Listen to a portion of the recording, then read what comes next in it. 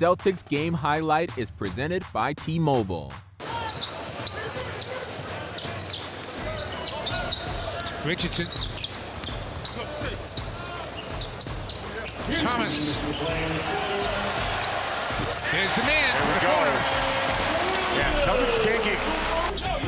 That's a long 5 seconds. Yeah, sure was.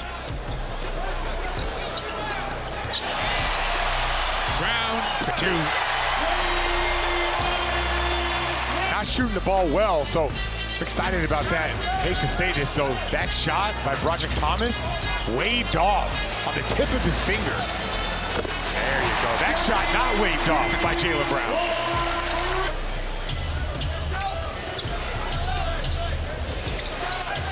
Nice steal. Second one for Brown in the half and the loud finish. So drives right in the middle of the crowd. Gets it out. Kennard with time. Ooh, it goes down. Yeah, you can't leave him wide open. Man. Now Kennard again, but he's getting some good looks. Drains that one. Richardson got Kennard. Takes him to the basket. Wild with the shot. Brown. Williams for 3.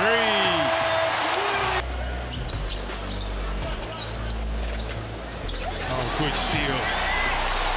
Richardson takes it, makes it. There you go. There you go. That's how you get on the board. Not by Moon. Moon. Man. Nice. Gets 2. It all starts with the push. Kennard. A step back 3. Oh. Every time the Celtics get close, Clippers level up and all of a sudden create some separation. Here comes another.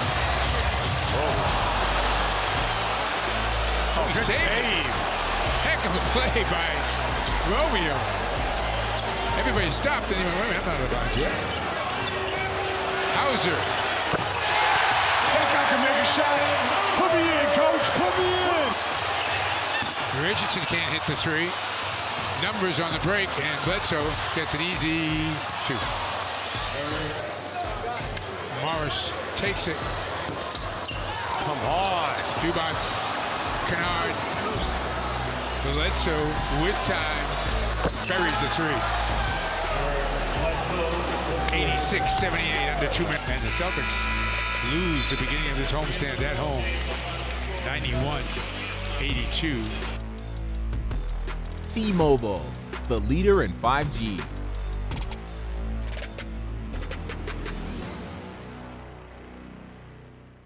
Celtics Postgame Live presented by your New England Ford dealers. Kendrick, Perkins, Amina Smith here with you. And the Celtics lose their 3rd straight game tonight, 91-82. And it seemed like this Celtics team was in it, like they had a chance. But Perk, what did we just watch? We just watched a bad offensive performance by the Celtics. I mean, at what point do you stop taking 3-pointers when you see that you could get whatever you want in the paint? It was one possession where the Celtics kept getting offensive rebounds and they kept shooting 3-point shots. I thought that they let the 2-3 zone or the zone that the Clippers were playing distract them from driving the gaps. And it was just frustrating to watch. There's no way you should hold a team to 91 points at home and lose the game. The Celtics put up 82 points. Yeah. 82. And you mentioned those 3-pointers, 4 of 42 from beyond the arc. Their 2nd worst performance in 7 seasons. Just like you said, when do they stop taking shots from beyond the perimeter and just drive into the paint? I mean, don't it feel like we always talking about this, like with them in their 3-point shooting? Mm-hmm. Listen, they don't have a team that have a guy full of. They don't have a team that have a lot of guys that are great at 3-point shooting.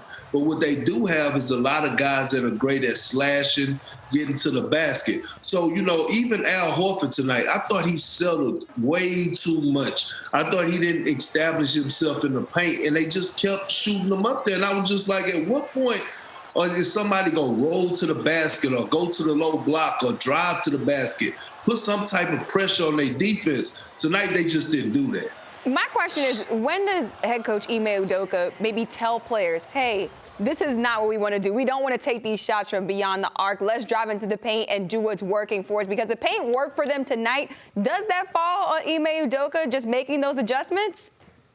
It has to, and that's a great point, because it comes down to, what are you telling them in the locker room? What is your scheme? What is your offensive scheme? What do you plan on doing? Are you saying, hey, we're a team that's going to drive and kick and find wide open threes? Like, I felt like tonight when Ime Udoka is going against a coach, in my eyes, one of the best coaches in the game, Ty Lue, you have to be ready to make those in-game adjustments. And like I said before, I think when Ty Lue went into that zone, it threw the Celtics all the way off. And then all of a sudden, their offense got stagnant, and all of a sudden there was a lot of three-point shooting. That was the shots that the Clippers wanted them taking.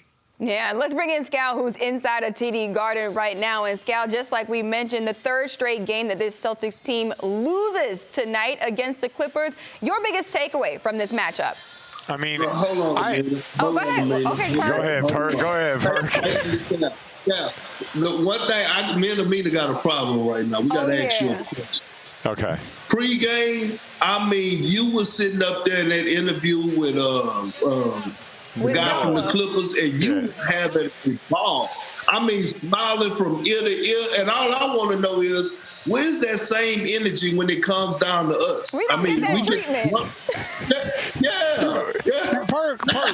Perk, I had to sit through the worst shooting display in NBA history. I mean, what you want me to do, man? You want me to go grinning ear to ear over here? Man, I can't do that. Can you imagine, Perk, can you imagine doing this game with me? I know, listen, you're different than me. You would have been killing the guys, but I got to keep it like, Amina, what do I keep it at? Not a 10, not a 5. Where do I keep it at? Keep a 7 right there. Amina knows I keep it at a 7. Perk, you would have been on 11 in this game watching these guys throw up those shots and miss them. But, I agree with what you're saying. Like, you got to have an adjustment. You got to do something else. But the Clippers were giving these guys the open look. And the Celtics, they were shooting the shot because they were supposed to. They weren't thinking, like, I got to make this. If you went up to them and said, like, hey, bet 100 on the next shot, those guys would have started making it. But they were so tight, and they didn't want to get out there and let that thing fly, and didn't want to shoot it with confidence. And this is the thing with the Celtics in the fourth quarter. I thought defensively, there are times they played really well. I thought the fourth quarter, they had the right intent. But there's also, you got to finish it out, and you got to be able to live for that moment. And here comes the ball. I'm going to knock this shot down because I want to help my team get over the hump. And I don't know why they can't figure out the different ways to – you're supposed to find different ways to win games in the fourth. That's what good teams do.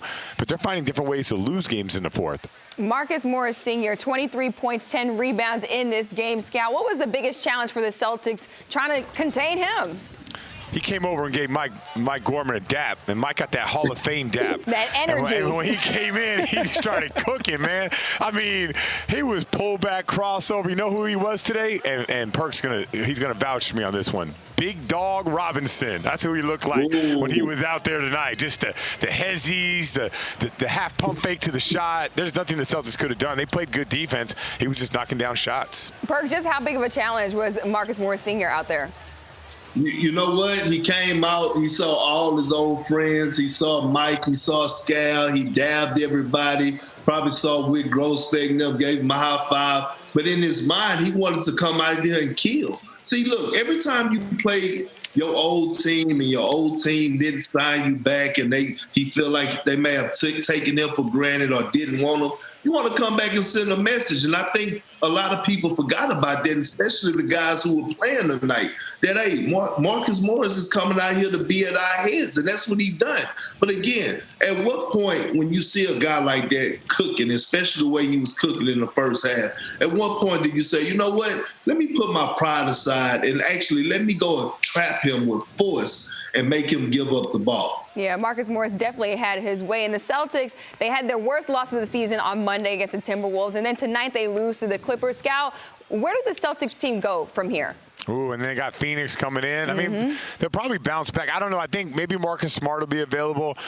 All the people now are starting to realize how important guys like Marcus Smart is. And for all the people out there, like, oh, man, you got to trade one of the Jason Tatum or Jaylen Brown. Like, no, man, we need both those guys and we need Marcus Smart. So, I don't think Tatum will be back by Friday, but they just need to get an identity to get back. And that's not going to be an easy game. Like, those Phoenix Suns, they're not bad at anything. Matter of fact, they're above average to good at everything, and they don't have a weakness. So it's going to be an interesting game, but I can guarantee you they're not going to shoot 4 for 42 again on Friday. But they just got to find different ways to get over that hump in the fourth. And Scale, I was thinking this. Majority of the night the Celtics went big with Rob Williams and Al Horford. At what point do you kind of utilize Al Horford on the low block? Not just in, pick and rolls or dribble handoffs or pick and pops, but actually establishing him on the low block and making him, tomato chest some people and go to work down there in that low block area instead of shooting all those damn threes and jump shots. I'm just saying. Tomato chest. I like that, Perk. And yeah, they do need to. Yeah, Perk is right. Like, Perk is so right, and I like how you throw the comedy in there. But we just mentioned, man, they just found a different way to lose the game by missing all the threes. Perk's right. You got to find different ways to win games. Whether it's Al Horford, Rob Williams, two-man game, tight angle pick and rolls. You got to find different ways to win games, and that's what really good teams do when they kind of figure it out. And hopefully these guys, they do. They turn that corner. Maybe Jaylen Brown is learning along the way. Hope Tatum does, but there's a lot to be said about what Perk just said about there are different ways that you should be able to win. That's why you want a deep team, a deep bench with a lot of different guys that you could throw out there. Yeah, well, it feels like they found a different way to lose this game tonight. Let's send it out to Abby Chin, who's with Ime Udoka right now.